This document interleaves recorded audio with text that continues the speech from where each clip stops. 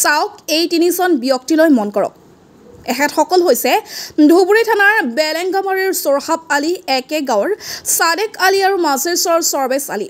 আটাইকেইজনৰ কাম হৈছে মানুহক টুপি পিন্ধোৱা, কিন্তু আজি টুপি পিন্ধাব আহি ধৰা পৰি ৰঙাখৰ আলহী। একেবাৰে গোলকগঞ্জ অসম পশ্চিমবংগ সীমান্তৰ ছাগলী আৰক্ষীৰ হাতত ক্লিন বোল্ড। উল্লেখ্য যে আজি আবেলি এক গোপন সূত্ৰৰ আধাৰত গোলকগঞ্জ ছাগলী আৰক্ষী নিৰীক্ষণ চকীৰ ভাৰপ্ৰাপ্ত বিষয়া বিকাশ প্ৰীতম মহন্তৰ নেতৃত্বত আৰক্ষী দলে পোকালগিত চলাইছিল অভিযানত নকল সোণ বিক্ৰী কৰিবলৈ অহা ধুবুৰী থানাৰ বেলেংগামাৰীৰ চৰহাব আলী একেগাঁৱৰ সাদেক আলী আৰু মাজিৰচৰৰ চৰবেছ আলীক আটক কৰে। আটকাধীন ব্যক্তি কেইজনৰ পৰা আৰক্ষীয়ে প্ৰায় 800 গ্ৰাম নকল সোণ জব্দ কৰিবলৈ সক্ষম হয়। গোলকগঞ্জৰ পৰা তপন ৰায়ৰ report, north east frontier news.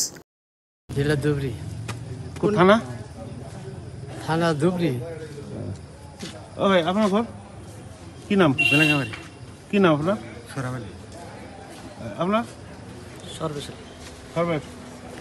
আচ্ছা।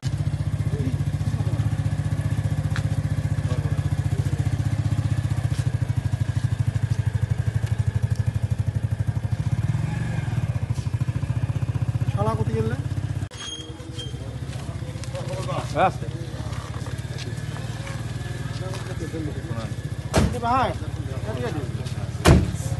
তিনজন মুকুল ঘুরা চাচা। আপনার নাম কি নাম? আমার ডাক নাম হইলো পাহালুদ্দিন আর আসল নাম হইলো সাদেক আলী। ঘর?